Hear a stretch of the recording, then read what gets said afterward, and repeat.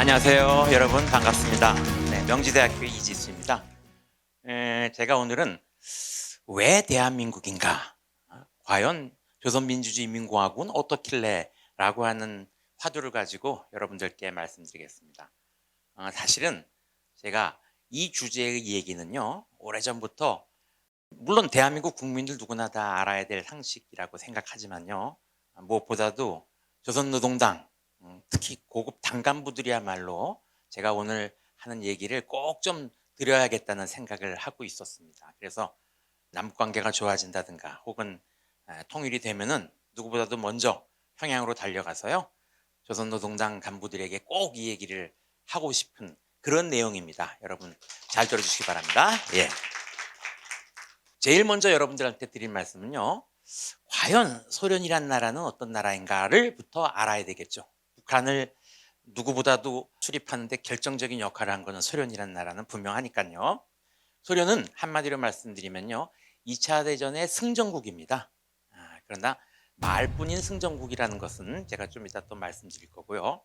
그다음에 사실은 냉전이라고 하는 그 3차 대전 아닌 3차 대전이 있었죠. 냉전도 전쟁의 일종이라면은 승전과 패전이 분명한데요. 사실은 소련은 냉전이라고 하는 3차 대전의 사실 패전국입니다. 그건 이제 오늘날 얘기니까요. 그건 넘어가고, 자, 그러면은 2차 대전에 얽힌 소련의 얘기를 좀 여러분께 들려드리겠습니다. 자, 소련 사람들은요, 2차 세계대전이란 말보다도 사실은 독소전쟁이라는 말을 더 익숙하게 사용합니다. 그 사람들 표현으로는요, 조국전쟁이란 말을 고유명사처럼 사용해요. 이유가 뭐냐면요, 소련은 사실은 이태리라든가 일본하고는요, 전투다운 전투를 치러본 적이 없습니다. 사실은요. 가령 예를 들어서 일본하고는요, 대일 선전포고를 45년 8월 8일에 서야 합니다. 그때가 언제죠? 나가사키 히로시마의 원자폭탄이 터진 다음이에요. 그리고 8월 15일 날 히로히토 천황이 항복을 선언하기 바로 일주일 전입니다. 거의 무혈입성하다시피 해서 만주로 진격을 한 거죠. 사실은 2차 대전의 전장은요, 유럽뿐만 아니라요, 아프리카, 그다음에 동남아시아 이런 데서 전개됐잖아요. 소련군은 자기네 영토 밖으로 나가본 적이 거의 없습니다. 베를린이라든가 동유럽의 여러 나라들 점령은 했지만요, 그거는 이미 히틀러가 자살하고 독일이 거의 패망 직전에 이르길 때여서야 비로소 진격을 해서 거의 무혈입성으로 접수한 것에 불과하죠.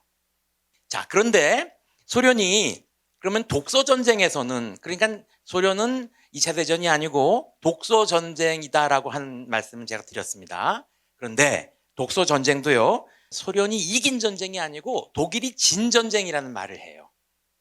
이게 무슨 얘기냐면요, 사실 독일군이 당시에 소련군보다도 여러모로 우세했어요. 그럼에도 불구하고 왜 졌느냐? 소련군의 비효율성, 소련군의 쉽게 얘기 허접함이라고 할까요? 당시에 그것 때문에 졌어요. 무슨 얘기냐면요, 당시에 독일군이 소련군의 암호 전문을 다 해독했답니다. 해독해서 미리 그들의 작전을 알고요, 미리 가서 대기하고 미리 가서 매복하고 선제 공격을 미리 퍼붓고 하려고 했으나 항상 헛발질이었습니다. 왜 그러냐면요, 소련군이 암호 전문 지령에 따라서 움직일 수가 없었어요. A 지역에서 B 지역까지 며칠까지 가라, 모스크바에서 암호 전문이 떨어지거든요. 그런데 워낙 보급이, 워낙 무기가, 워낙 군수품이 제대로 보급이 안 되니까요, 움직일 수가 없었습니다. 기름이 모자라서 탱크가 기동을 못하고요, 휘발유가 없어갖고 트럭이 진군을 못하는 거예요. 그러니까 암호 전문을, 그래서 미리 작전을 알고 있었던 독일군으로서는 항상 헛발질을 할 수밖에 없죠. 독소전쟁에서 소련이 자랑에 맞지 않는 두 가지 사례가 있어요. 하나는 스탈린그라드 전투고요, 또 하나는 지금 상페테르부르크로 가는 레닌그라드, 900일 넘게 소련에서 버텼죠. 그런데 사실 그것도요, 버틴 거지, 그 안에서 온갖 그 비극적인 참상이 벌어지는 그런, 결코 승리라고 할 수 없는 그런 상황이었습니다. 단적으로 얘기해서요, 소련군의 피해가요, 군 관민을 통틀어서요, 독일, 이태리, 일본, 그 3개 동맹국이죠. 2차 대전의 적국이죠. 그 3개국의 피해의 2배보다 더 많아요. 그야말로 소련은 상처뿐인 영광이죠, 사실은요. 자, 그런 지경으로 사실 소련은 2차 대전의 종전을 맞았습니다. 그런데 그럼에도 불구하고 신화가 있었어요. 어떤 신화냐면요. 소련이 한때는 미국보다 경제가 나았다. 뭐 이런 얘기 여러분들 혹시 들어보셨어요? 예, 북한도 한때는 남한보다도 경제가 발전했다. 사실은 실증적으로 들여다보면요, 이건 사실 근거가 없는 신화에 불과합니다. 소련이 미국보다도 나았다라고 할 때, 나았었다라고 할 때 가장 대표적인 사례로 드는 게 스푸트닉이라고 하는 인공위성을 최초로 발사했죠. 소련이. 여러분들 들어보신 적 있으세요? 그게 1957년 10월인데요. 당시 미국은 기술이 없었을까요? 혹은 자본이 없었을까요?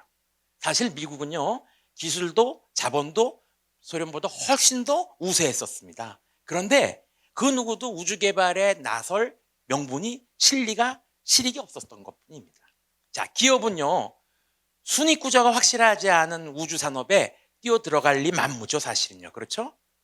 지금도 사실 우주 산업은 이익 구조가 분명치 않습니다. 최근에 뭐 우주 관광 여행이라 해서 비즈니스를 일으켜 본다고 하지만 그건 극히 최근에 들어가서 일이죠. 그렇죠?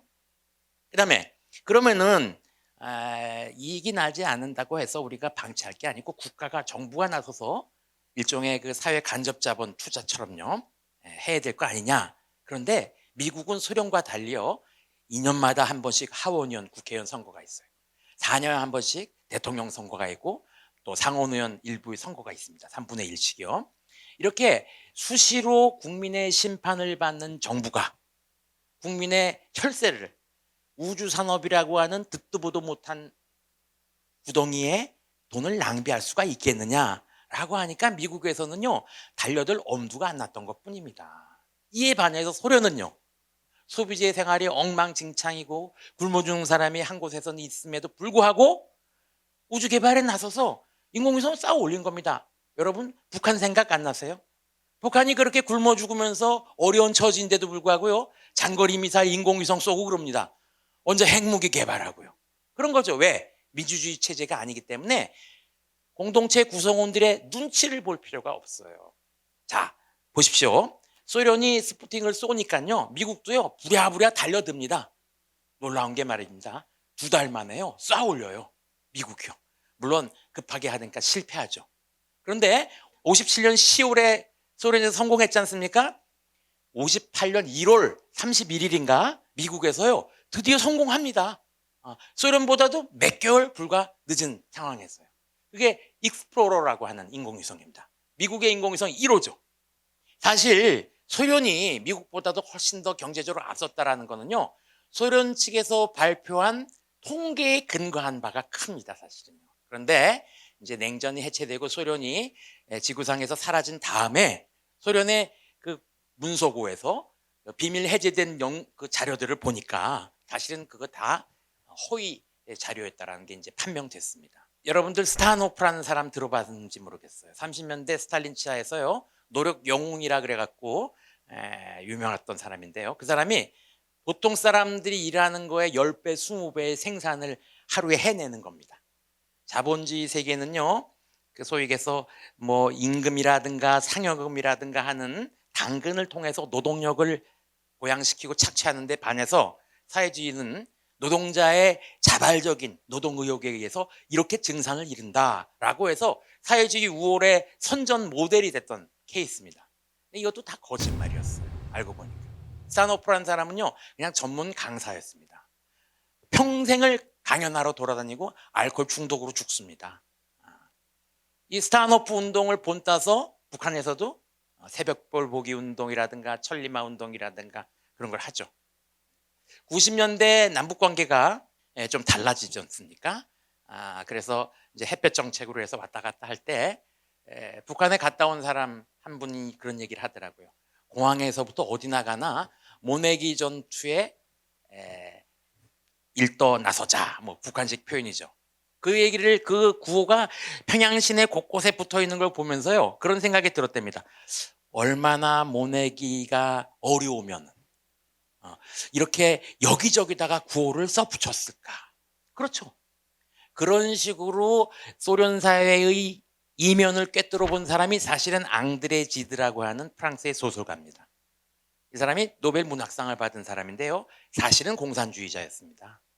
이 사람이 30년대 소련을 방문해요. 고리끼라고 하는 문학자가 죽으면서 장례식에 참석한다는 어떤 그런, 그래서 당시에 프랑스의 지식인들 여러 명이랑 같이 소련을 방문해서요. 여기저기 이제 관광을 다니는 거예요. 물론 소련에서 안내하는 대로 다니는 거죠. 공장에 갑니다. 공장에서요. 안내원이 그렇게 얘기합니다.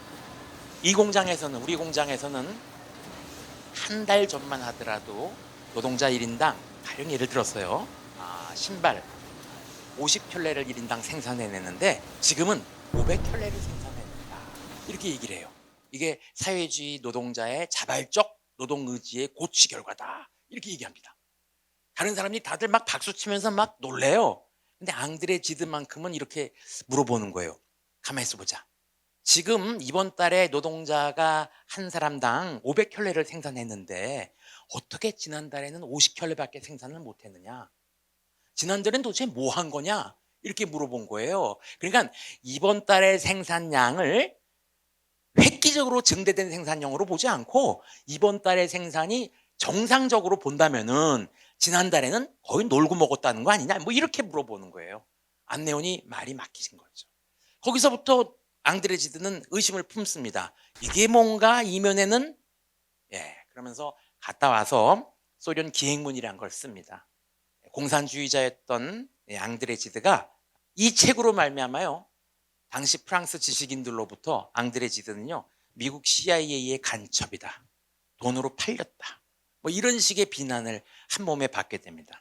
저는 1990년대부터 우리나라의 많은 사람들이 평양을 왔다 갔다 하지 않습니까? 그런데 그들 중에서 그 누구 하나라도 북한 체제 이면에 담겼던 그 진실을 그 누구도 얘기하는 사람이 없다는 것에 대해서 대단히 사실 절망감을 느낍니다. 어떤 유명한 소설가는요, 평양에도 사람이 살고 있었네라고 하는 그런 제목의 책을 냈더라고요.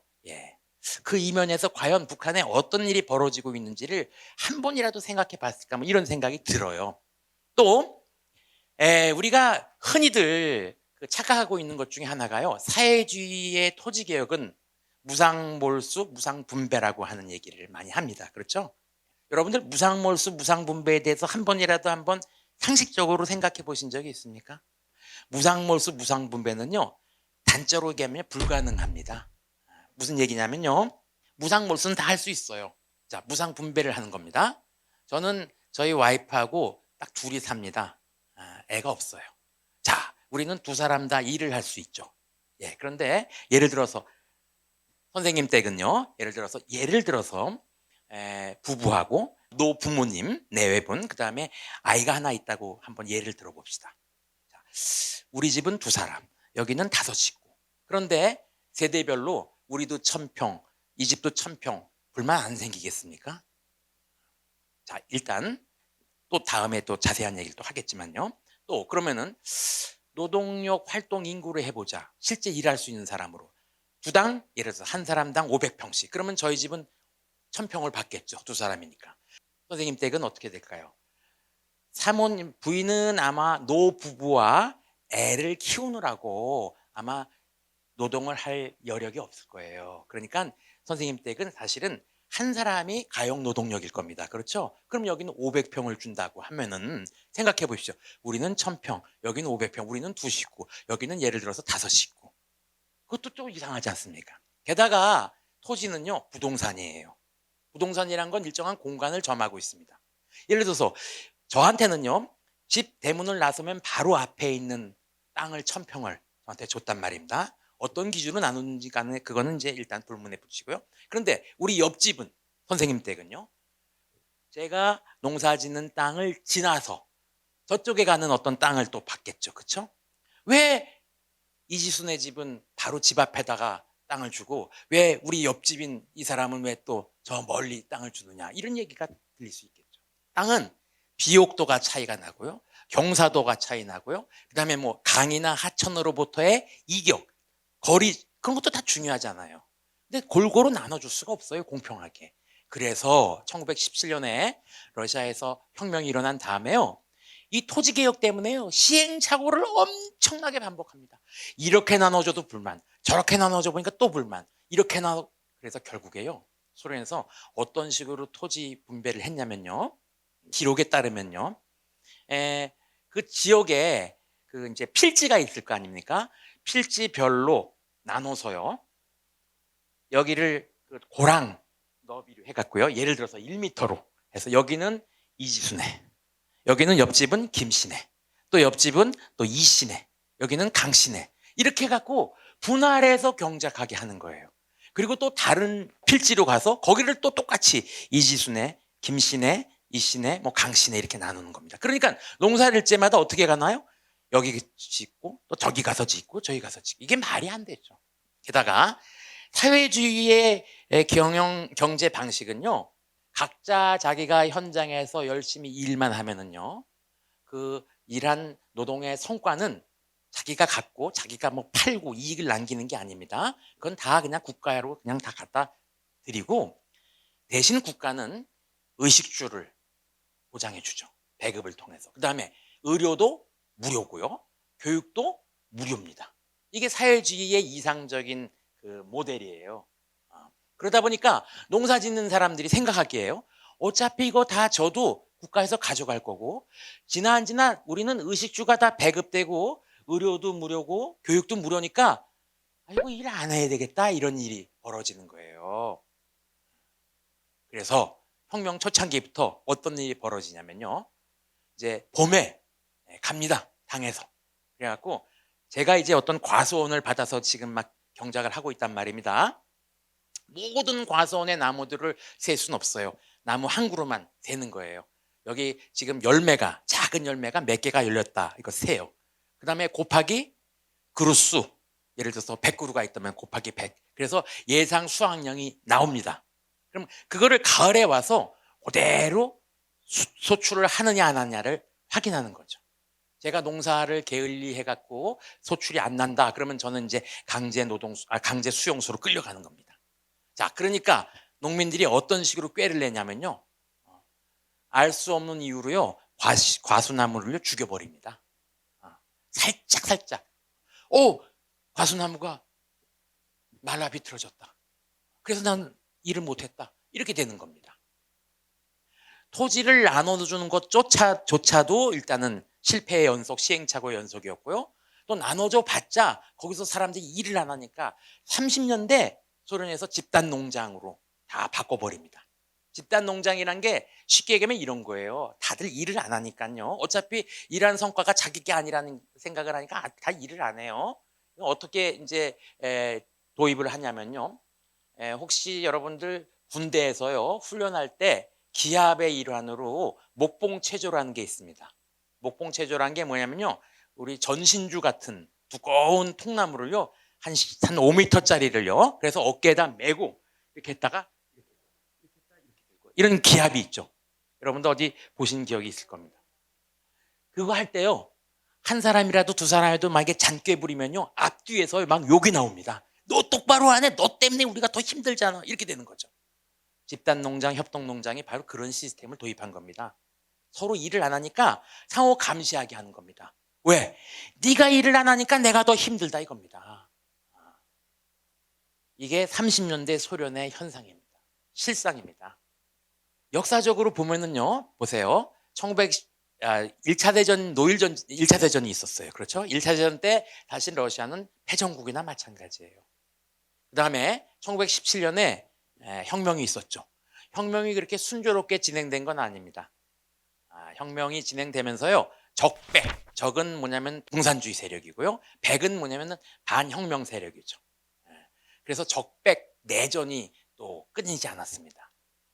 그러다가 1930년대 17년 혁명 다음에 20년대까지 계속 토지개혁, 농업 때문에 그냥 그 시행착오와 그 혼란을 겪은, 그러고 나서 강제로 농업 집단화를 하는데, 농업 집단화가 그렇게 순조롭게 된 게 아닙니다. 엄청난 무리수를 둔 거죠. 일종의 흩어져서 살던 농민들을요, 한 군데다 몰아는 거예요. 쉽게 얘기하면요. 그게 저항이 없었겠습니까?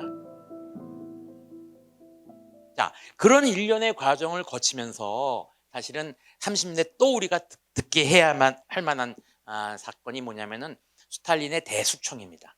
스탈린이 엄청나게 사람들을 수총했어요. 수총하는 방식은 그런 겁니다. 한 사람을 잡아서 수총시키잖아요. 그러면 그 사람을 추천한 사람, 이게 항상 사회주의 체제는요, 누구나 다 추천인이라고 하는 제도가 있어요. 비추천인, 추천인. 학교 들어갈 때, 입학할 때, 그다음에 진급할 때, 그다음에 진학할 때, 그 두 사람을 또 잡아서, 그러면 그 두 사람을 잡으면 그 두 사람의 또 두 사람의 추천인들이 있을 거 아닙니까? 그러니까 피라미드식으로 확산되게 마련이죠. 그게 소위 스탈린의 피해 수총입니다. 그러니 나라가 제대로 운영이 될 턱이 없죠. 그런 상황에서 2차 대전을 맞는 거예요. 아까 제가 말씀드렸지만 2차 대전은 소련이 승리한 전쟁이라고 보기 어렵다 그랬죠. 상처뿐인 영광이에요. 그러니까 2차 대전 승전국이라고 하지만 연합국의 일원으로서 소련이 45년 8월 15일 일본이 항복을 선언한 이후에 소련의 사태가 어떤 사정이었는지 여러분들 쉽게 짐작을 하실 겁니다. 전후복구에 여념이 없었죠.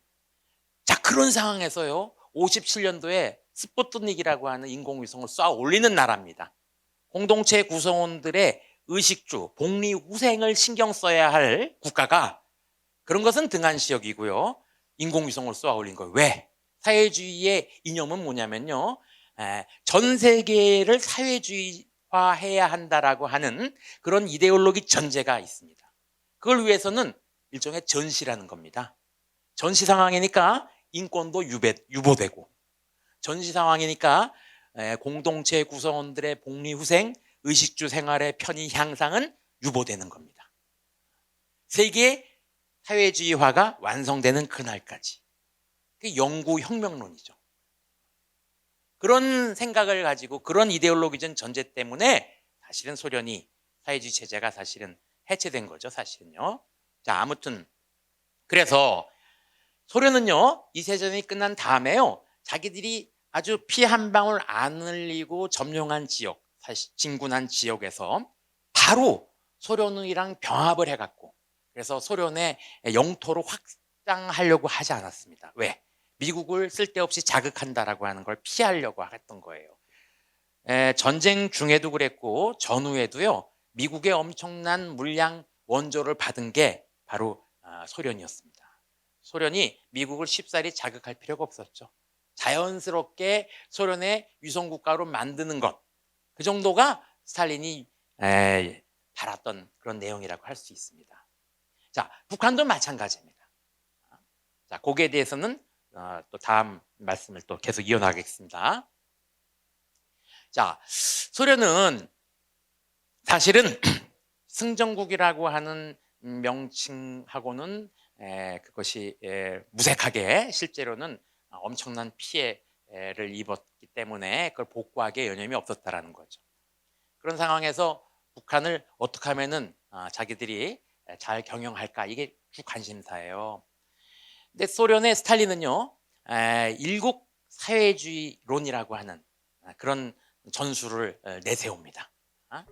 당시에 트로츠키라는 사람은요, 세계 영구혁명론, 동시혁명론을 내세우지만 스탈린은요, 일국혁명론이라는 걸 내세우면서 헤게모니를 잡는데, 그게 무슨 얘기냐면요, 일단 소련부터 제대로 복구를 해놓자, 이런 겁니다. 소련 국가 우선론이에요. 세계 적화혁명은 조금 유보해도 된다, 이거죠. 소련부터 제대로 좀 만들어 놓자, 이거죠. 그때까지 쓸데없이 소련이 자기들의 영토를 확대할 필요는 없다, 뭐 이런 얘기예요. 여기서 잠깐 여러분들께 제가 이 말씀을 드리고 싶은 게요, 1, 2차 대전을 이후로 소위 제국주의 강대국들이요, 영토가 다 줄어들어요. 영국도 그렇고 불란서도 그렇고, 독일 물론 당연히 이태리, 심지어는 미국도요, 자기 식민지들을 다 해방시켜 주게 됩니다. 그렇죠? 2차 대전 이후에. 그래서 신생 독립국가들이 양산되죠. 그런데 19세기까지만 하더라도, 20세기 초까지만 하더라도 제국이었는데 영토가 줄어들지 않은 나라가 딱 두 나라입니다. 19세기의 제국인데도 불구하고 영토가 안 줄어드는 나라가 사실은 소련이고요. 그 다음에 중국 공산당입니다. 소련은요, 과거 제정 러시아 때보다도 영토가 더 넓어졌어요. 중국은요, 청나라가 약화되면서요, 청나라가 무너지는 그런 혼란기에 많은 청나라의 식민지들이 독립을 해요. 뭐 티베트라든가 등등의 나라들이요. 그러다가 중국 공산당 정권이 수립되면서요, 과거에 청나라의 식민지였던 나라를 다시 접수해서 복속을 시켜버립니다. 티베트를 모택동이 접수한 때가 언제냐면요, 1950년입니다. 당시 6.25 전쟁으로 전 세계의 관심과 이목이 한반도에 쏠려 있는 틈을 타서 접수를 해버립니다. 티베트로서는 상당히 안타까운 일이었죠. 그런데 소련이나 중국이요, 과거 제국주의 시대 때의 영토에서 그 있었던 식민지들을 독립시켜주지 않고 그대로 더 강화시켜서 유지하고 있었을 때의 그 논리가 뭐냐 이겁니다. 그 논리는요, 해방이라는 거죠. 여러분들 레닌이라는 사람이요, 약소민족 해방 지원이라고 하는 얘기를 했어요. 약소민족 해방 지원. 근데 재밌는 게 뭐냐면요, 우리는 레닌이 약소민족 국가의 독립을 지원했다라고 우리가 오해를 합니다. 사실은 레닌이 지원하기로 한 거는요, 독립이 아니고 해방입니다. 러시아 말로도요, 단어가 달라요. 해방이란 거는요, 앞에 계급 해방을 의미하는 겁니다. 그 다음에 독립은 국가의 독립이죠. 레닌의 공산주의자들의 논리는요, 소련, 지금 중국, 그 광대한 영토는요, 해방이 된 지역이라는 거예요. 그런 논리입니다. 이제 식민지에서 해방됐다라는 게 아니고 계급 해방이 된 사회주의 국가로, 그렇기 때문에 사회주의 이상은요, 민족도 국가도 뭐 피부 색깔도 구별이 없는 거잖아요. 그러니까 사회주의의 미래 비전에 따르면요, 궁극적으로 세계혁명이 완성되면은 전 세계가 그냥 한 나라라는 거죠. 사실은 나라라고 하는 거, 국가라고 하는 것도 사라져 버린다라고 하는, 그게 이제 우리가 종말론적인 세계관이라고 하는데요. 그런 얘기죠. 자, 그래서 소련의 스탈린은 이제 북한에서도요, 결국 이제 위성국가 수립에 이제 박차를 가하게 됩니다. 그래서 우리가 사회주의 국가하고 자유민주주의 국가를 조금 비교해서 설명을 좀 드릴게요. 사회주의 국가는요, 일당 체제라는 거 여러분들 누구나 다 아실 겁니다. 그때 일당 체제란 건 뭐냐면요, 혁명의 사령부, 지휘사령부라는 개념이에요. 당은요, 여러분, 지휘사령부가 2개, 3개, 4개 복수일 수는 없죠. 그래서 일당 체제입니다. 사회주의자들에게 너희도 복수 정당제를 도입하라라고 얘기하는 거는요, 사회주의를 포기하라는 얘기입니다. 신뢰죠, 사실은요. 아닌 게 아니라 소련이 더 이상 사회주의의 미래 비전을 포기했을 때, 고르바초프 때요, 제일 먼저 한 게 뭐죠? 복수 정당 제도를 도입했습니다. 왜? 사회주의 미래 비전 하에서만 일당 체제가 쓸 자리가 있는 거거든요. 아닌 게 아니라 결국에는 다 분리 독립시켜 버렸죠. 소련이 해체된 거죠. 예외가 있죠. 중국이요. 중국은 지금 가장 큰 문제가요, 사회주의 미래 비전을 포기했음에도 불구하고 시장 경제를 도입하면서요, 아직까지도 일당 체제를 고집하고 있습니다. 중국의 이데올로그들, 어용 이데올로그들은요, 중국은 공산당이라고 하는 일당 안에 여러 계파가 존재한다, 이것이 서구에서 얘기하는 다당제, 복수정당제와 유사하다라고 하면서 그 문제를 넘어가려고 해요. 이게 아주 중요한 아킬레스건입니다. 중국 공산당이 걱정하는. 그 다음에 사회주의 미래 비전을 포기했음에도 불구하고 과거에 해방시켰다라고 주장하는 지역들, 티베트, 그 다음에 위그르, 산시에, 그 다음에 또 여러 군데가 있잖아요. 여기에 대한 분리 독립을 허용하지 않고 있습니다. 그래서 아닌 게 아니라 중국은 아직까지도 자기네들은 사회주의 미래 비전을 포기하지 않았다라고 헌법에 명문 못 받고 있어요, 사실은. 이게 중국의 딜레마입니다, 사실은요. 그다음에 그러다 보니까 아까 제가 말씀드렸지만은요. 사회주의 체제는 세계 혁명의 완수까지 계속 매진해야 된다라고 하는 이데올로기적인 전제가 있기 때문에요. 그래서 일당 체제도, 그래서 인권도, 그래서 의식주의 어떤 편의 생활의 향상 자체가 다 뒷전으로 몰아가는 거죠. 조금만 참아라. 왜? 지금은 전시니까. 그러니까 북한 체제나 중국 같은 체제에다가 우리 외부 자유세계의 잣대를 가지고요. 인권 상황 개선해라. 복수정당 해라. 이게 다 신뢰죠, 사실은요. 그들이 사회주의 미래 비전을 만약에 일단 형식적이나마 계속 고집하고 있으면은요. 쓸 명분이 없습니다. 그런 논리는요, 사실은요. 예. 자, 그런 사항을 조금 참고 삼아 말씀드렸고요. 그래서 소련은요, 일단 이 점령지에서요 어떤 일을 벌이냐면요, 자, 자기네들이 직접 그 영토로 포섭할 수 있는 처지는 안 돼요. 그런데 전후 피해로부터 복구해야 될 지상 과제는 있어요. 그러니까 선거를 통해서 자연스럽게 친소련 정권이 수립되기를 바랬던 거예요. 그런데 오스트리아에서 처음 자유총선거를 했는데 공산당이 깨졌어요. 그리고 나서 소련에서 클레물린, 모스크바에서 내린 지령이 뭐냐면요. 소련의 점령지에 있었던 모든 공산당은 그 공산당이라는 이름을요. 노동당, 노동의 당, 노동자의 당이라고 바꾸라 그런 거예요. 비슷한 시기에 우리도 조선공산당이요. 노동당으로 바꿨어요. 그래서 북조선노동당, 남조선노동당 뭐 이런 식으로 이름을 이제 바꾸죠. 그게 지금 오늘 조선노동당이 됐죠.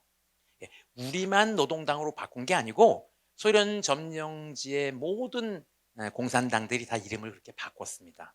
이외에는 동독의 경우에는 사회주의 통일당이라는 이름으로 바꿨는데 이유가 이미 기존에 노동당이라고 하는 당이 있었어요. 그렇기 때문에 중복되는 상황이 벌어졌기 때문에 어쩔 수 없이 사회주의 통일당이라고 이름을 바꿨고요. 아무튼 그렇게 노동당으로 이름을 바꾼 다음에 쉽게 얘기하면 연립 정권을 수립한 거예요. 왜냐하면 유권자들이 자유총선거를 통해서는 공산당에게 표를 안 주니까요.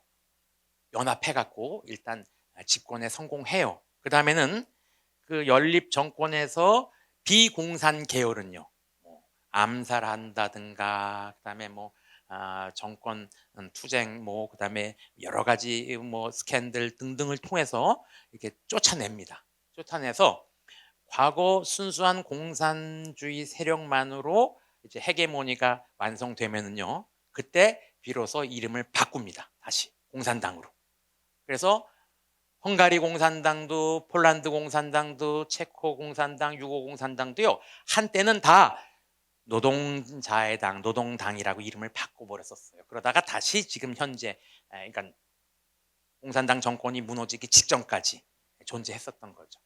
북한하고 동독에서는요. 공산당 세력이 헤게모니를 장악했음에도 불구하고 원래 조선공산당, 동독공산당이라고 하는 이름으로 환원을 안 했어요. 그 이유가 뭐냐? 아직까지도 동독공산당에게는 공산 세력이겠죠. 그다음에 북한의 공산주의자들에게는 통일 전선 전술의 대상이 임무가 남아 있는 거죠. 서독, 그다음에 남한, 이게 서독까지 적화에 성공하고 대한민국까지 적화에 성공한다면은 그러면 이제 동독의 사회주의 통일당은 아마 독일 공산당으로, 그다음에 또 우리 조선노동당은 조선공산당으로 이름을 바꾸게 되겠죠. 그런 날이 올까요? 아무튼 네. 그래서 그런 일이 벌어지는데 우리가 미소공동위원회라는 얘기 여러분 들어보셨을 거예요. 해방 46년부터 이제 진행되는데요. 그게 뭐냐면은 어떻게 하면은 한반도에 단일한 정부를 빨리 세울까를 한번 논의해 보자 그래갖고요. 미소 관계자들이 모여서 이제 회의를 하는 거예요. 그런데 그때 앞으로 장차 합법적인 단일한 정부를 구성하는 논의를 하는 와중에 제대로 이제 안 돼 갖고 결국 실패로 결렬되는데요. 1년 넘게 끌다가 그 와중에도 북한은요 끊임없이 그 지역 사회 국가를 개조하고 있었습니다. 대표적인 게 아까 얘기한 토직이에요. 무상몰수 무상본부라고 하지만요, 무상분배라고 하지만 그거는 실체가 없는 거예요. 여러분들 잘 아시겠지만요. 그러나 모르는 남한 사람들은요, 야, 무상몰수 무상분배 했다, 대단하다, 뭐 이렇게 된 거죠. 자, 그렇게 해서 역사는 진행되고요.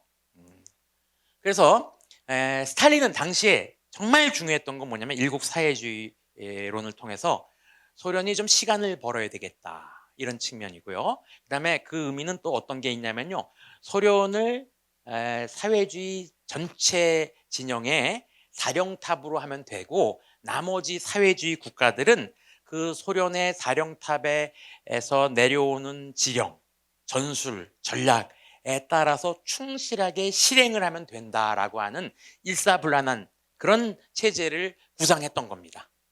그러니까 소련의 스탈린에게는요, 소련의 점령 지역의 지도자들은 그 지역 인민들의 존경을 받는 리더형의 지도자보다는요, 모스크바의 지령을 받아서 충실하게 실행에 옮길 그런 충성형의, 모스크바에 충성할 수 있는 그런 지도자가 필요했던 겁니다. 제가 나중에 또 말씀드리겠지만은 김일성은요 당시에 북한에서 존재했던 어떤 정치적인 그룹보다도 가장 작은 규모의 그룹이고, 가장 나이가 젊고, 그다음에 교육 정도도 제일 낮습니다. 그럼에도 불구하고 북한에서 스탈린이 지도자로 삼았던 것은 뭐냐면요, 가장 요구되는 게 뭐냐면은 인민들로부터의 존경이나 뭐 리더십이나 이런 게 중요하지 않고요, 머리는 필요 없다, 손발이 필요할 뿐이다 라고 하는 이 사회주의의 독특한 리크루트 원칙들 중에서 하나가 뭐냐면요, 수뇌부 공산당만 생각한다 이겁니다. 나머지는 열심히 일할 사람만 있으면 된다, 이런 얘기죠. 그것과 관련해서 재미있는 에피소드를 하나 말씀드리면요, 옐친이라고 하는 러시아 대통령이 한때 있었죠. 그 사람도 사실은 공산주의자였었어요. 그 사람이 모스크바 시당 제1서기를 했는데, 그러니까 이제 모스크바 시장 같은 직책이죠. 그 사람이 모스크바 시장일 때, 모스크바 공산당 시당 제1서기였을 때, 그 공산당의 전위 단체가 공청동이라고 해서 꼼소몰이라고 하는 단체가 있습니다. 거기에 회의에 갔었어요. 가서 지도자를, 대표를 뽑는데, 거기도 제1서기 혹은 제1비서라고 하고 하는데, 누구를 뽑을까 이렇게 논의를 하는데요, 옐친이 뭐라 그러면 여기서 제일 나이 어린 사람이 누구냐고 물어봐요. 제일 나이 어린 사람이 제가 제일 나이가 어립니다. 그럼 네가 해라, 그렇게 되는 거죠. 왜? 공청동은 공산당의 전위 조직이니까 생각할 필요가 없다 이겁니다. 열심히 실행에 옮기는 발과 손이 되면 된다, 이런 얘기죠. 그런 배경으로 김일성이가 발탁이 된 거예요. 그런데 김일성이 너무 경력이 없어요. 오늘날 북한의 비극, 그 시초는요 소련에게 있다고 해도 과언이 아닙니다. 스탈린이 북조선 인민들, 북조선이라고 하는 공동체에 끼친 해악, 죄가는요 크게 얘기하면 두 가지입니다. 전혀 자격 조건이 안 되는 김일성을 지도자로 내세웠다는 거. 그 이유는 제가 아까 전에 말씀드렸죠. 충성스러운 손발이 필요했기 때문에 그렇다는 거죠. 당시 조만식이라든가 뭐 연안파의 무정장군 김두봉 같은 사람들, 그다음에 소위 국내파 공산주의자 박헌영 같은 사람, 이승엽 같은 사람들, 이런 사람들은 소련이 호락호락 막 부려먹을 그럴 사람들이 안 되는 거죠. 제일 부려먹기 좋은 거는 김일성 같은. 왜? 소련군 대위였었거든요. 자, 그 사람을, 김일성을 내세우면서 김일성의 경력을 조작합니다. 그 경력을 조작한 것이 결국에는 오늘날 북한의 비극의 시초가 됐다라는 겁니다. 여러 가지 스탈린이 우리 북조선에게 끼친 해악이, 죄가가 많지만요, 대표적인 두 가지를 들려면은 두 번째는 6.25입니다. 물론 그 소련에서 공개된 자료에 의하면은 김일성이 스탈린을 만나면서 끊임없이 요구를 해요. 전쟁을 하자고, 도와달라고. 그럼 스탈린이 유보를 합니다. 두고 보자고, 두고 보자고. 그러다가 결국에는 전쟁을 이제 허가하면서 전쟁이 시작되는데, 그 자료만 가지고 보면은요, 6.25 전쟁은 김일성이가 하자고 해서 마지못해서 스탈린이 끌려온 전쟁이라고 이렇게 오해하기 십상이에요. 근데 그렇지 않다라는 게 이제 제 주장인데, 그것도 좀 이따가 제가 또 말씀드리겠습니다. 이 두 가지가 사실은 스탈린이, 소련이 우리 북조선에게 끼친 커다란 해악이죠. 오늘날 우리 모두의 비극은 여기서부터 시작했다 그래도 과언이 아닐 겁니다. 자, 개방 개혁과 관련해서 제가 중국, 베트남, 쿠바 그리고 이제 북한을 얘기를 할 수 있겠는데요. 사회주의 미래 비전을 포기한 결과 베트남이라든가 중국이라든가 쿠바는요, 나름 번성하고 있습니다. 베트남이나 중국은 우리 유학생들도 유학을 가고 있고요, 지금요. 그렇죠? 관광도 얼마든지 할 수 있고. 우리 학교에도 베트남 유학생들이 꽤 많습니다. 그런데 그것이 인민들의 살 길임에도 분명한데, 그런데 왜 북한은 개방을 못할까?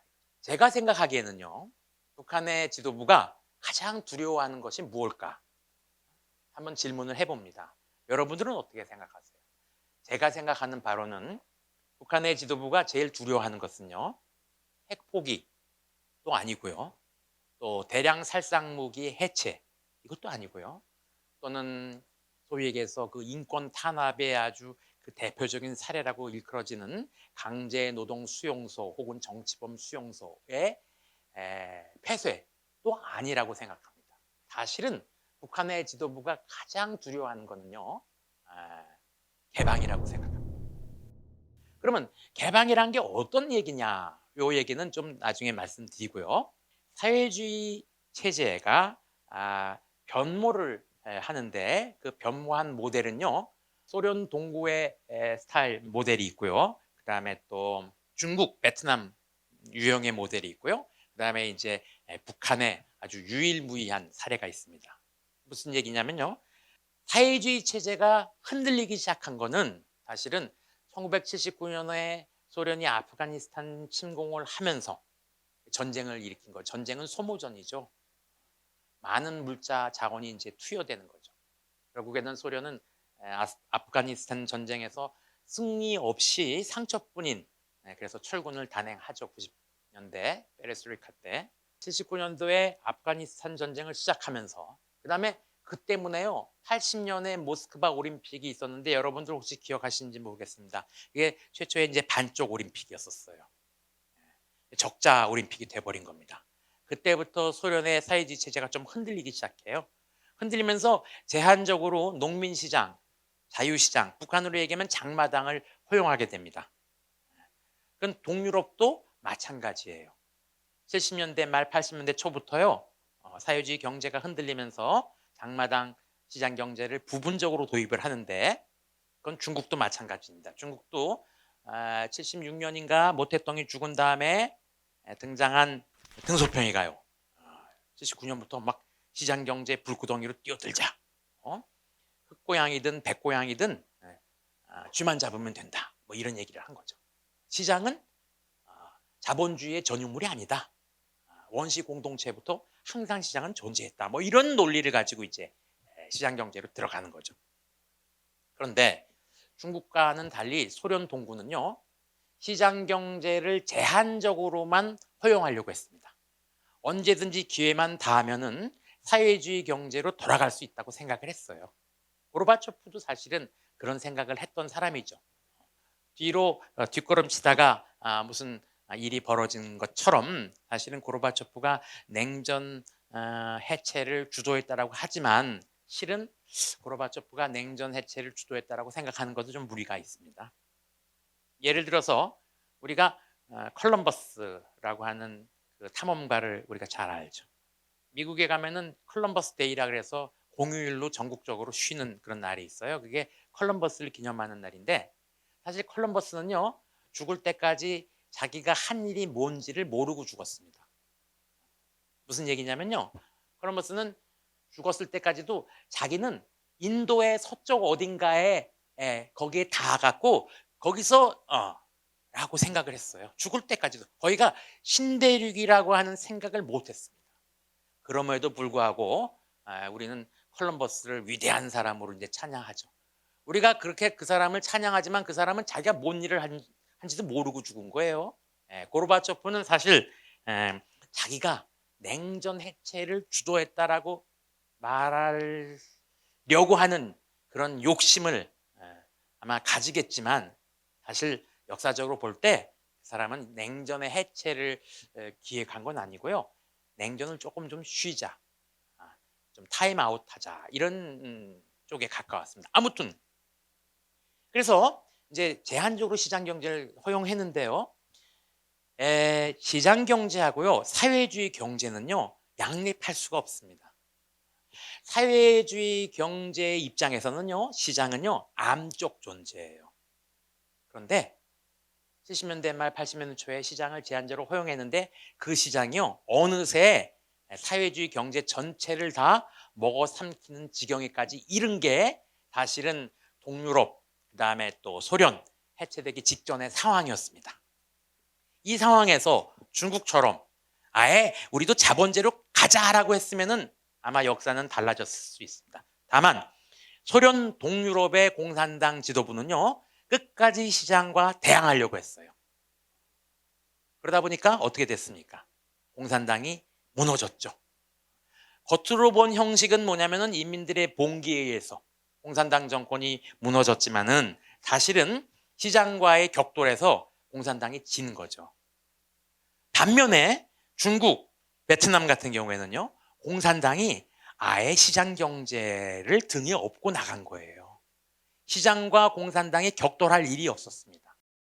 사실은 80년대 말에 그러니까 시장 경제를 허용한 지 한 10여 년이 지난 즈음에서 드디어 이제 시민, 인민들의 봉기가 시작되는데 중국도 예외는 아니었습니다. 89년도에 천안문 사건이 있었어요. 무자비하게 진압을 했어요. 그럼에도 불구하고 중국 인민들이 감내하고 혹은 무슨 뭐 너무 탄압이 심하니까 목소리를 죽였을 수도 있겠죠. 그 과정을 거치면서도 지금까지 중국 공산당이 건재할 수 있었던 이유는 뭐냐? 시장 친화성, 시장을 마음껏 받아들인 시장과 사실 싸워서요 정치 권력이 이겨낸 역사가 없습니다. 결국 70년에 걸쳐서 싸웠지만 결국 시장을 장악하려고 하는 정치 권력을 엎어버린 게 바로 소련 동구의 사례죠. 그래서 소련 동구는 공산당 지도부가 시장과 싸우려고 했다가 결국 실패한 사례라고 얘기할 수 있다면은 중국, 베트남 같은 경우에는 시장을 등에 업고 오히려 나가면서 공산당이 사실은 생존 연명에 성공한 케이스라고 볼 수 있습니다. 자, 그런데 북한이 재밌습니다. 북한은 소련 동구의 모델도 아니고 중국의 모델도 아닙니다. 그럼에도 불구하고 북한이 경제 위기를 어떻게 극복을 했느냐? 처음에 남들이 소련 그러니까 사회주의 체제 국가들이 다 시작했던 시장, 그 시장을 북한은요 어떻게 시장을 허용 안 하면서 버텼냐면요 80년대는 하병법으로 버텼습니다.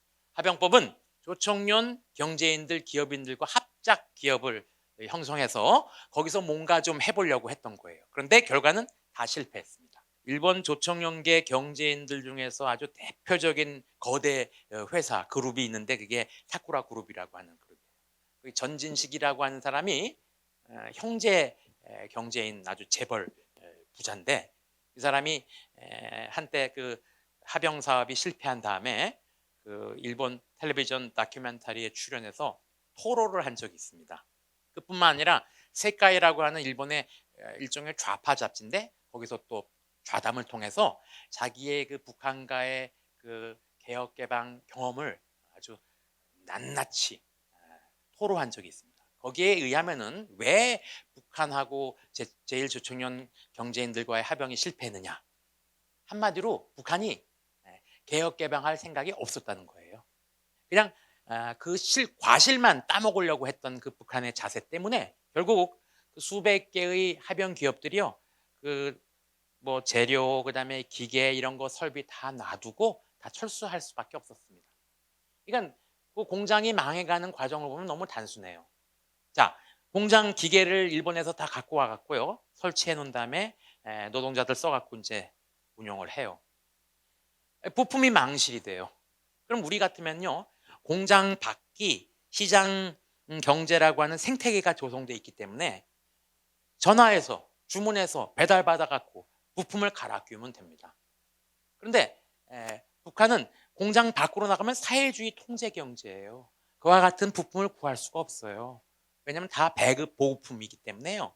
기계가 수입품이고 그러니까 그런 것도 있고. 자유롭게 시장 경제로 수입하고 그런 게 안 돼요.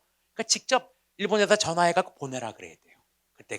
그다음에 기술자가 와서 기술 설비를 점검을 하고 그렇게 기계가 망실됐을 때 수리를 해야 되는데 멀티비자라는 걸 안 내주는 겁니다. 그때마다 북경까지 와서 북한 대사관에 가서 비자 신청을 하고 단수 비자를 받아서 평양에 들어가서 이게 될 게 없죠 사실은요. 그러면 북한은 왜 그렇게 까다롭게 그러느냐? 개방을 최소화시키기 위한 거였죠. 다 실패했습니다. 그리고 나서 북한이 그 다음에 나오는 이제 경제 개방의 그 프로젝트들이 다 어떤 거죠? 신의주, 낮은 선봉, 금강산 개성 이게 다 뭐죠? 국경을 따라서 혹은 모기장처럼 거기 안에다가 딱 특구를 만들어 놓은 거죠.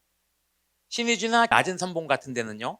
예를 들어서 기계가 고장나고 뭐 부품이 필요하고 혹은 기술자들이 무슨 왔다 갔다 하면서 그 바로 나가면은 바로 중국 땅이고 나가면 러시아 땅이고 아무도 왔다 갔다 하는 것에 대해서 북한 인민들은 영향을 안 받아요. 개방하지 않으면서도 일종의 자본주의적 실험을 할 수 있는 그런 거죠. 그런데 거기에 조총련계 인사들이 안 갑니다. 제가 항상 뭐 북한이 뭐 동북 삼성에서 북한 경제 박람회를 한다. 그러면 뭐 중국 비즈니스맨들이 들끓는다. 이러다가는 북한 경제는 다 중국 사람한테 먹혀 들어가는 거 아니냐? 왜 우리 정부는 대북 강경 정책을 써갖고 북한에 들어갈 기회를 봉쇄하느냐? 뭐 이런 비판이 들 때마다 제가 그럽니다. 일본의 조총련계 기업인들이 움직이지 않는 한은 아직까지 북한의 개혁 개방은 이거는 개혁 개방이 아니다라고 봐도 되는 거예요. 조총련계 기업인들이 너무 잘 알고 있어요. 이게 어떤 거라는 거를요.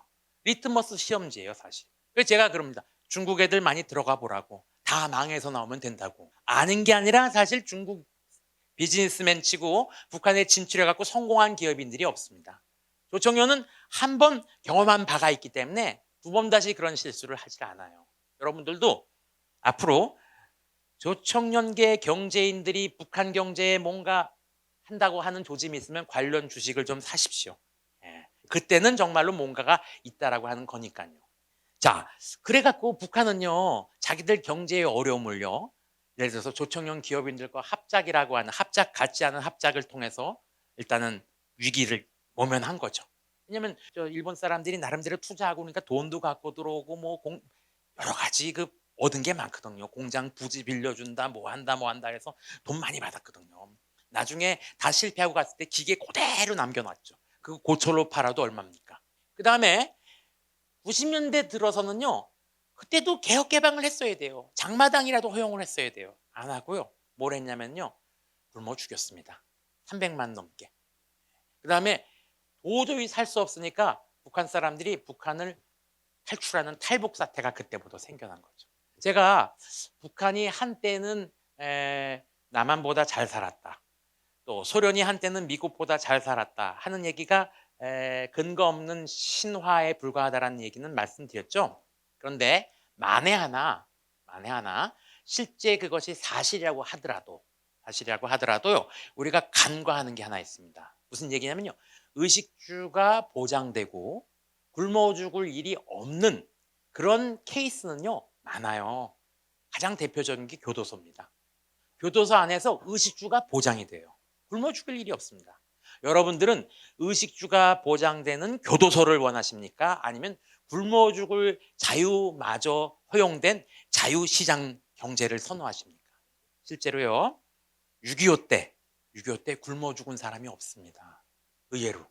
왜 그러냐? 그때 뭐가 정상적이었겠습니까? 그러나 사람은요. 그 생존 본능에 아주 강한 존재예요. 심지어는 도둑질을 해서라도 또 풀뿌리를 캐먹더라도요. 뭐든지 살려고 노력합니다. 그게 자유시장 경제의 장점이기도 해요. 그런데 6.25 때 사실 굶어 죽은 사례가 있습니다. 그것도 한꺼번에 대량으로. 이게 어딘지 아세요? 국민방위군이라고 하는 데서 수만 명이 일거에 굶어 죽고 얼어 죽은 사건이 있었습니다. 그 뭐냐면요. 6.25 때 전쟁의 그 어수선한 틈을 타서요.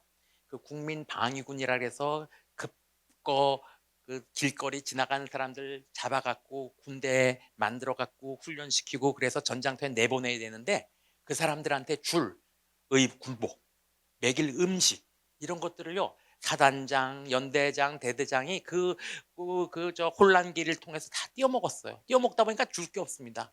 근데 만약에 그때 그 국민방위군 그 군부대 안에 들어와 있던 사람들을요. 야, 우리가 너희를 먹여 살릴 게 없다. 니들 그냥 알아서 먹고 살아라 하고 군 문을 열어줬으면은 그럼 굶어 죽지 않았을 겁니다. 바로 북한에 아사자가 생긴 게 바로 그런 것 때문에 아사자가 생긴 거죠. 자, 그 다음에 2000년대 들어서는요. 햇볕 정책이라고 하면서 이제 막 김대중 대통령이 그때 방북하고 그러죠. 그러면서 위기를 모면해요. 그러나 그럼에도 불구하고 여러 가지로 어려우니까 2002년에 가서야 비로소 북한도 장마당이란 거를 공식적으로 허용합니다. 그러나 북한에 있어서도 장마당과 시장 경제에 대한 인식은 북한의 지도부는요. 철저하게 사회주의 경제를 고집하는 쪽이라고 하는 것이 정확한 분석입니다. 틈만 나면은 다시 돌아가려고 그래요. 왜? 개혁과 개방은 동전의 양면입니다. 개혁은요 시장 경제로의 변화입니다. 개혁이죠. 그리고 개방은 뭐냐면 세계 시장으로의 개방이에요. 개방을 할 수가 없어요. 왜 개방을 할 수 없느냐? 제가 좀 이따 말씀드린다 그랬죠. 그래서 김정일은요 생전에 모기장이라 그래갖고요 쳐놓고 거기서만 하는 척이라도 하자. 그리고 지원받고 그랬던 게 역사죠 사실은요. 예. 그래서 결국에는 스탈린이 이제 김일성이라고 하는 전혀 자격이 안 되는 사람을 내세웠잖아요. 김일성도 어리둥절했어요. 사실은요. 그 대표적인 사례가 이런 에피소드가 있었습니다. 1945년 10월에 평양에서 드디어 김일성과 평양 인민들이 마주치게 되는 군중 인민대회가 열려요. 그날 아침에 김일성이가요. 소련군 복을 입고 장교복을 입고요. 그다음에 소련군으로부터 스탈린으로부터 받은 훈장을 가슴에 딱 자랑스럽게 달고 나타난 겁니다. 당시에 소련군 고문이 깜짝 놀라서요. 이게 무슨 당장 양복으로 갈아입어라 그런 거예요. 여러분들 혹시 보시는 저 사진에 보면요. 소련군 고문이 옆에 있고요. 그다음에 김일성이가 가운데 있고 그 옆에 있는 사람이 강문일, 미하일 강이라고 하는 소련군이 소련에서부터 데리고 온 통역 장교예요. 저 사람은 소련 교포인데요. 소련말, 중국말, 아니 한국말도 잘하고 소련말도 잘하는 사람이죠. 다행히 강미하일의 집이 그 근처에 있었기 때문에요. 급하게 강미하일의 양복을 가지고 와서 김일성이한테 베끼고 옷을 입혔다는 거예요. 근데 김일성이가 여기 보시면 알겠지만 훈장을 딱 가슴에 달은 거예요. 그 소련군 고문이 이 훈장 달면 안 된다. 이유가 뭐냐면요. 그 훈장이 적기 훈장인데요. 적기 훈장은요. 소련에서 역대적으로 한 수백만 명이 받은 훈장입니다. 소련의 훈장의 서열로 보면은요. 중하예요. 어떤 재미 학자는요. 김일성이가 소련으로부터 훈장을 받은 걸로 보아서 김일성이의 항일 투쟁 경력은 소련도 인정한 거다라고 얘기하는데 소련군으로부터 받은 훈장은요. 당시 88 여단에 있는 사람들이 대부분이 다 받은 겁니다. 그럼에도 불구하고 그런 의식이 없었던 김일성이는요. 소련군 고문이 절대로 가슴에 이 훈장 달지 말라 그랬는데요. 그걸 띄었다가요. 자기가 단상에 섰을 때 슬그머니 또 달았어요. 그래서 그 소련군 고문이 회고한 게 그런 겁니다. 달지 말라 그랬는데 지 혼자 또 달고 나타났다. 아닌 게 아니라 옆에 보시면은 여러분 당시 사진을 보면 훈장을 가슴에 버젓이 단 김일성이가 보이죠. 그런데 그 밑에 사진은 뭐예요? 지금 북한에서 볼 수 있는 당시 사진이 실어 있는 출판물에는요. 또 다 훈장이 빠져 있습니다. 이제 알죠. 이 얘기는 뭐냐면 당시의 김일성은요, 자기가 어떤 사람이라고, 그리고 소련군이 자기를 어떤 사람으로 내세우는지에 대한 자의식이 없었다는 거. 그러면 왜 개방을 못하느냐에 대해서 조금 빨리 얘기를 해볼게요. 사실은 북한 정권이 개방을 못하는 거는요, 북한 인민들이 다른 나라, 외부 세계, 특히 남한 사람들이 어떻게 사느냐, 다른 나라의 형편에 대해서 알게 되는 것을 두려워하는 측면도 분명히 있습니다. 그러나 그보다 더 큰 건 뭐냐면요, 단적으로 얘기하면 우리 가족의 비밀, 우리 부모의 정체, 이런 것에 대해서 북한 인민들이 눈 뜨는 것을 가장 두려워한다라고 얘기하는 거예요. 제가 아까 말씀드렸죠. 정말로 두려워하는 거는 핵 포기가 아니고 개방이다 이거죠. 자기 가족의 비밀. 여러분들 막장 드라마 보면 나오잖아요. 사실은 내가 부모라고 생각했지만 그게 부모가 아니고 뭐 예를 들어서 이런 거죠. 외부 세계에 눈을 뜨는 순간 북한 인민들이 김일성의 정체를 알게 되는 것이 가장 끔찍한 형국이 되는 거죠. 예를 들어서 보천보 사건, 그다음에 88여단, 그다음에 김정일의 탄생, 뭐 6.25 이런 것들만 북한 인민들이 알아버리면요, 북한 인민들은 아마 뒤집어질 겁니다. 어느 정권이나 정권의 그 기반 정통성이라는 게 있는데, 그 북한에 있어서 정통성의 기반은 항일 무장 투쟁이에요. 근데 항일 무장 투쟁이 실제로는 전혀 근거가 없다라고 얘기하면서 이제 북한은 뒤집어지기 시작하는 거죠. 예를 들어서요, 요거는 중요하니까 요것만 말씀드리고요, 빨리 넘어갈게요. 일제 36년 동안 조선 반도에서는요, 항일 무장 단체다운 단체가 없었습니다. 사실은 뭐 프랑스에서 보는 레지스탕스 같은 그런 부대가 없었어요. 활동도 없었습니다. 왜 그럴까요? 비겁해서일까요? 그게 아닙니다. 지리산에서 얼마든지 활동할 수 있었어요. 나라가 좁아서도 아닙니다. 6.25 때도 지리산에서 무장 부대가 활동을 했었거든요. 왜냐하면은 당시에 만주라고 하는 일종의 해방구, 엑짓 옵션이라 그래갖고 탈출구가 있었기 때문입니다. 다들 만주로 가서 무장 항일 투쟁을 준비한 겁니다. 여러분들이 우리 다 같이 존경에 맞이하는 이회영, 이시영 형제를 보면은요, 이미 1906년, 1907년 한일합방 되기도 전에 전 재산을 지금 따져보면 한 200억 된다는데요, 그걸 정리해 갖고요 만주로 갑니다. 만주로 가서 만든 게 뭐죠? 신흥무관학교라는 겁니다. 그 신흥무관학교에서 무장병력을 키워서 한 결실이 뭐냐면요, 청산리 봉오동 전투 같은 거예요. 1919년, 20년, 21년입니다. 그런데 거기에 대해서 일제가 가만히 있질 않죠. 여러분들 생각해 보세요. 청산리 봉오동 전투 많이 들어봤는데 그 전투가 조선 땅이 아니고 만주 땅에서 벌어졌다 이거예요. 만주 땅에 일본 군대가 있었다는 거예요. 그 무슨 얘기냐면요, 이미 그때 만주는요, 디facto 사실상 일본이 군권을 장악하고 있었던 거죠. 청나라는 이미 거의 지리멸렬한 중국군요, 지경이었고요. 그래서 일제가 엄청난 소탕 작전을 벌입니다. 그래서 1926년이 되면요, 신흥무관학교도 결국은 철수해 버립니다. 중경으로. 그다음에 일부는요 소련 땅으로 넘어가요. 소련 땅으로 넘어가서 소련군으로부터 무장 해제를 당하는 자유시 참변이 일어나는 거죠. 그러니까 1920년을 기점으로 고비로 해갖고요, 대대적인 일본군의 반격으로 해서 사실은 만주로부터 다시 또 다 내륙으로 소련 땅으로 넘어가는데, 이게 결국에는 조선 반도처럼 된 거죠. 만주가 조선 반도처럼 돼버린 거예요.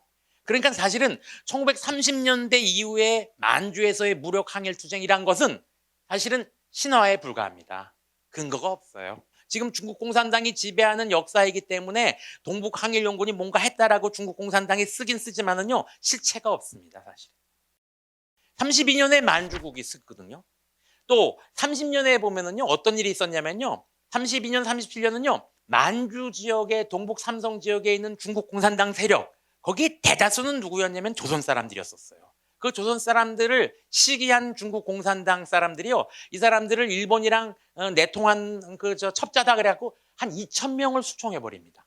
자, 그 와중에 중국 공산당 동북 삼성에서 어떤 활동을 할 수 있었겠습니까? 북한에서는 민생당 사건을 김일성이가 해결했다고 얘기해요. 유감스럽게도요, 민생당 사건에서 살아남은 조선 공산주의자는요, 중국 공산당으로서 아예 아주 하급 당원이거나 아니면은 중국 공산당원에게 협력한 사람이죠, 사실은요. 그 다음에 34년, 35년은요, 본토의 중앙에 있는 중국 공산당도요, 대장정이라 그래서 도망다니기 바빴어요. 그러니까 동북 항일 연군이라고 하는 조직이 30년대 45년 해방 때까지 존재했다고는 하지만 그 조직은요, 깃발만 있는 조직 보위가 급선무였던, 그러다 보니까 그들의 용어를 빌리면 보급투쟁이고요, 그다음에 우리가 얘기하면은요, 그게 뭐 민간 약탈이죠. 그 민간 약탈의 대표적인 사례 중에 하나가 보천보 전투죠. 사실 보천보 사건이라고 얘기하는 게 더 맞죠. 여러분, 보천보 전투에 대해서는, 보천보 사건에 대해서는 여러분들 많이 들으셨죠. 북한이 김일성의 항일 투쟁 업적으로 내세우는 가장 대표적인 게 보천보 전투예요. 그런데 보천보 전투의 실상은 뭐냐면 민간인 2명, 애하고 요리사가 죽은 겁니다. 일본 사람이. 그것도 조준 사격이 아니고 유탄에 맞았어요. 그래서 민간인 약탈이었었어요. 보급 투쟁이었고요. 그러나 이제 도망가는 과정에서 일제히 대대적인 반격 때문에요, 그 지역이 초토화가 됩니다. 그 지역에 나름대로 존재했던 자생적인 어떤 무슨 독립 세력들이요. 그런데 두 사람이 죽은 거를 김일성이가 가장 대표적인 자기의 항일 투쟁의 업적으로 내세운다면은 십수만 건의 전투를 치렀다는 김일성 장군의 나머지 업적들은 뭐겠습니까? 김일성이 만약에 10명이라도 일본 사람들을 죽인 사건이 있었으면 그걸 더 내세웠지 않았겠습니까? 근데 그나마 보천보도요, 사실은 김일성이가 한 게 아니라는 게 정설입니다. 자, 김정일이가 백두산 밀영에서 태어났다고 하지만은 사실은 김정일은 88여단, 김일성이가 소속됐던 군부대에서 태어났어요. 그럼 88여단이란 건 어떤 조직이냐? 파벨 수다플라토프라고 하는 스탈린의 오른팔 비밀경찰 총수 베리아의 측근이었던 사람이 쓴 회고록에 의하면은요, 1930년대 말부터요, 소련 국경을 따라서 그 인접 국경 지역의 민족 국민으로 구성된 특수 특전 훈련을 목적으로 한 부대를 창설합니다. 여단 규모로. 그래서 뭐 많은 데는 한 2, 300명, 적은 데는 백수십 명이에요. 88여단이 한 대표적인 사례죠. 거기에 국경지대니까 중국 사람하고 조선 사람으로 구성됐겠죠. 그 사람들의 그 훈련 내용은 뭐냐면요, 공수낙하 훈련입니다. 그래서 유사시에 적후방으로 공수낙하돼서 거기서 도시 게릴라전, 사보타지, 그다음에 무슨 뭐 유인물 뿌리고 뭐 이런 것들이에요. 그런 목적으로 훈련받고 있었던 사람들입니다. 88여단이라고 하는 그 제목은요, 사실은 88번지에 그 건물 주소가 있었기 때문에 그 본부가 여단 본부가 그래서 이제 유래된 건데요. 그것도 여러분들 혹시 만주 항일 투쟁의 전설 김일성 장군이라는 얘기를 많이 들으셨을 겁니다. 그런데 언제부턴가 북한에서는요, 백두 항일 투쟁이라고 바꿔버려요. 왜 바꾸느냐? 결정적인 게 뭐냐면 소련 사람이, 물론 우리 교포지만 고려인이지만요, 소련 사람이 82년도에 일본에서요, 북조선 왕조 성립 비사라고 하는 책을 출판합니다. 이건 소련 당국의 허가 없이는 출판될 수 없는 상황이었었어요. 거기에 김일성의 소련에서의 행적이 그대로 나옵니다. 또 중국에서 83년도에요, 만주항일 열사전이라는 책이 3권이 나오는데 거기에 김일성의 김자도 등장하지 않습니다. 북한에서 발등에 불이 떨어진 겁니다. 중국에서의 김일성의 항일 투쟁을 조작해내기는 어려워요. 남의 땅이니까요. 그때부터요, 김일성 항일 투쟁의 신화가 무대를 만주에서 백두로 옮기는 겁니다. 그게 바로 백두 혈통이라는 얘기가 그때부터 이제 나오게 된 거죠. 80년대에 김정일이가 태어났다라고 하는 미령이 막 발견돼요. 다 조작해낸 거죠. 그 다음에 구호나무라고 여러분들 들어보셨나요? 백두산에서 당시 항일 투쟁하던 김일성 부대원들이 항일 구호로 썼다는 거예요. 다 조작된 거죠. 김일성의 만주 항일 투쟁의 신화가 더 이상 증명할 길이 없으니까, 조작할 가능성이, 기회가 줄어드니까 백두산으로 이제 옮겨갔고, 그래서 지금 백두 혈통이라고 하는 얘기가. 6.25는 스탈린이 기획하고 감독하고 연출하고, 김일성이는 용병으로 주연 배우로서 활약한 것뿐이다라고 얘기를 하는 겁니다. 거기에 대한 학자들의 무슨 논의가 많은데요, 시간 관계상 그건 뭐 길게 얘기할 건 아니고요. 그러니까 우리 북한이 그러니까 오늘날 다른 사회주의 국가들은 다 하는 개혁 개방도 못하고, 그리고 지금까지 핵으로, 그다음에 인권으로, 그다음에 무슨 정치범 수용소로, 그리고 끊임없이 한국하고 긴장을 유지하는 것이 왜 그런가를 우리가 생각해 보면요, 바로 김일성의 소위 경력 날조부터 시작된, 그래서 개방을 못하는 상황에서부터 유래됐다고 보는 게 저의 입장입니다. 핵이나 인권, 뭐 탈북자 문제 이런 것들은요, 사실은요, 한반도 평화통일 이런 것들은 그 복잡하게 얽힌 실타래 같지만요, 사실 단 한 가지로 풀릴 수 있는 문제라고 저는 생각합니다. 뭐냐면은 북한의 정치 권력의 성격이 바뀌는 거예요. 물리적인 변화, 인적 리더십의 교체도 물론 있어야 되겠지만요, 화학적인 변화, 즉 백두 혈통 신화로부터 자유로운 그런 정권이 돼야 돼요. 아, 김일성, 김정일, 백두 항일 혈통 신화, 이건 다 왜곡 날조된 거다.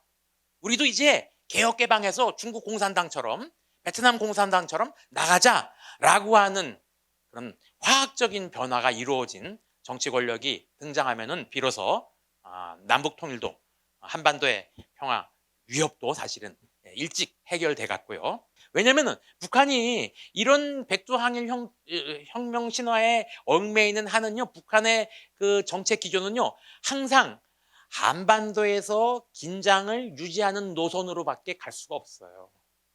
긴장을 유지를 해야지요, 통제력으로 통치가 가능한 겁니다. 사실은 통제 말고 인민들의 지지를 좀 받아야 되거든요. 근데 인민들의 지지를 받으려면 개혁 개방을 해야 돼요. 그걸 할 수가 없습니다. 자, 인민들이 요구하는 개혁 개방을 못 하니까 결국에는 통제로밖에, 통제 중독 체제가 되고, 그 통제를 위해서 끊임없이 한반도에서 긴장을 유지해야 돼요.